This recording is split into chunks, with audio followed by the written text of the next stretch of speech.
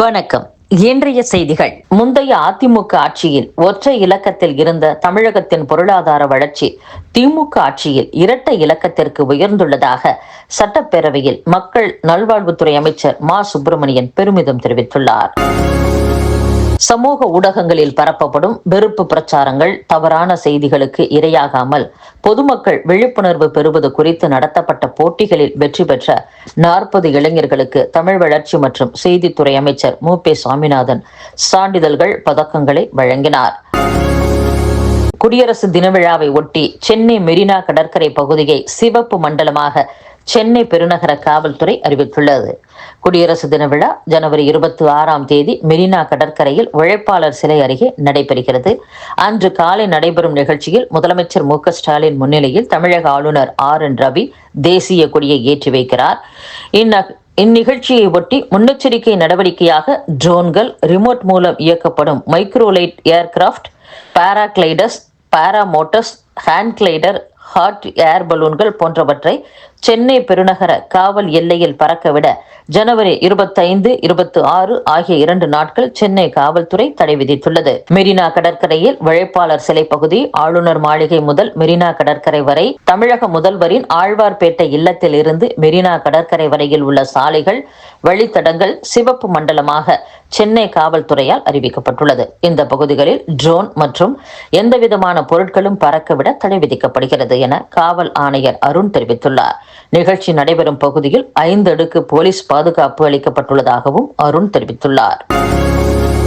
சென்னை பிராட்வேயில் 800 கோடி ரூபாயில் அமையவுள்ள புதிய பேருந்து நிலையத்திற்கு ஜனவரி 29ஆம் தேதி அடிக்கல் நாட்டி பணியினை முதலமைச்சர் மு. ஸ்டாலின் தொடங்கி வைக்க உள்ளதாக இந்து சமய அறநிலையத்துறை அமைச்சர் சேகர்பாபு தெரிவித்துள்ளார்.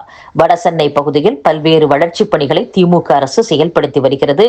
அதன்படி மைல்கல்லாக சென்னையின் நுழைவு வாயிலான 75 ஆண்டுகள் வரலாற்றை கொண்ட பிராட்வே பேருந்து நிலைய இடத்தில் புதிய பேருந்து நிலையம், பல அடுக்கு வாகன நிறுத்துமிடம் உள்ளிட்ட வசதிகளுடன் 800 கோடி ரூபாயில் அமைக்கப்பட உள்ளது. இதற்கான அடிக்கல்லை முதலமைச்சர் மு. ஸ்டாலின் வரும் 29ஆம் தேதி நாட்டி பணிகளை தொடங்கி வைக்கிறார் என்று அமைச்சர் சேகர்பாபு கூறியுள்ளார்.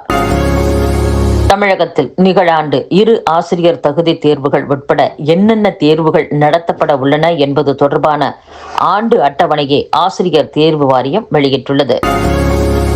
சென்னை பெருநகர காவல்துறையில் நிர்வாக வசதி, விருப்பம் மற்றும் பணியில் ஒழுங்கினம் காரணமாக அதிகாரிகள் அவ்வப்போது பணியிட மாற்றம் செய்யப்படுகின்றனர். அதன் ஒரு பகுதியாக 10 காவல் உதவி ஆணையர்களை பணியிட மாற்றம் செய்து காவல் ஆணையர் அருண் உத்தரவிட்டுள்ளார். இதில் முக்கியமாக பூக்கடை உதவி ஆணையராக இருந்த தட்சிணாமூர்த்தி வேப்பேரிக்கும், திருமங்கலம் உதவி ஆணையராக இருந்த பிரம்மானந்தன் ராயபுரத்திற்கும், சென்னை போக்குவரத்து புலனாய்வு பிரிவு தெற்கு உதவி ஆணையராக இருந்த ரமேஷ் பாபு புளியந்தோப்புக்கும் பணியிட மாற்றம் செய்யப்பட்டுள்ளனர். இதேபோல 7 காவல் ஆய்வாளர்கள் பணியிட மாற்றம் செய்யப்பட்டுள்ளனர். இதில் முக்கியமாக காத்திருப்போர் பட்டியலில் இருந்த ஆய்வாளர் செல்வின் சாந்தகுமார் 7 கிணறு காவல் நிலையத்திற்கும், சுமதி MKB நகர் அனைத்து மகளிர் காவல் நிலையத்திற்கும், அன்புக்கரசன் தீவிர குற்றப்பிரிவுக்கும் பணியிட மாற்றம் செய்யப்பட்டுள்ளனர்.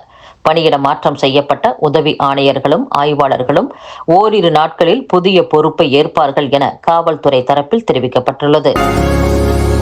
4.5 ஆண்டுகளாக ஒரு அடி கூட நகராத, ஒரு ஓடாத ஓட்டை என்ஜின் ஆட்சியை முதலமைச்சர் மு. ஸ்டாலின் நடத்தி வருவதாக அதிமுக பொதுச் செயலாளர் எடப்பாடி பழனிசாமி விமர்சித்துள்ளார். மென்பொருள் நிறுவனமான ஜோகோ நிறுவன தலைவர் ஸ்ரீதர் வேம்பு ஜோகோ ERP என்ற புதிய திட்டத்தை அறிமுகப்படுத்தி கும்பகோணம் பகுதியைச் சேர்ந்த 2000 இளைஞர்களுக்கு வேலைவாய்ப்பு வழங்குவதாக தெரிவித்துள்ளார். கூட்டணி ஆட்சி விவகாரத்தில் ராகுல் காந்தி மற்றும் காங்கிரஸ் தலைவர் மல்லிகார்ஜுன கார்கே முடிவை ஏற்றுக்கொள்வோம் என்று காங்கிரஸ் MP மாணிக்கம் தாக்கூர் கூறியுள்ளார். அத்துடன் தவேக தலைவர் விஜயை ஏற்பது பற்றி மக்கள்தான் முடிவு செய்ய வேண்டும் என்றும் மாணிக்கம் தாக்கூர் கூறியுள்ளார். கூட்டணி குறித்து புதிய தமிழகம் கட்சி இன்னும் முடிவு செய்யவில்லை என்று அக்கட்சியின் தலைவர் டாக்டர் கிருஷ்ணசாமி தெரிவித்துள்ளார். புதிய தமிழகம் கட்சி இல்லாமல் தென் மாவட்டங்களில் யாரும் வெற்றி பெற முடியாது என்றும் டாக்டர் கிருஷ்ணசாமி கூறியுள்ளார். விடுதலை சிறுத்தைகள் கட்சி தலைவர் திருமாவளவனை ராசா MP விமர்சித்தது ஏன் என்று விடுதலை சிறுத்தைகள் கட்சியினர் விளக்கம் அளித்துள்ளனர். கடந்த சில நாட்களுக்கு முன்பு பெரம்பலூரில் விசிக கட்சி மாவட்ட நிர்வாகிகள் ஆலோசனை கூட்டம் நடந்தது.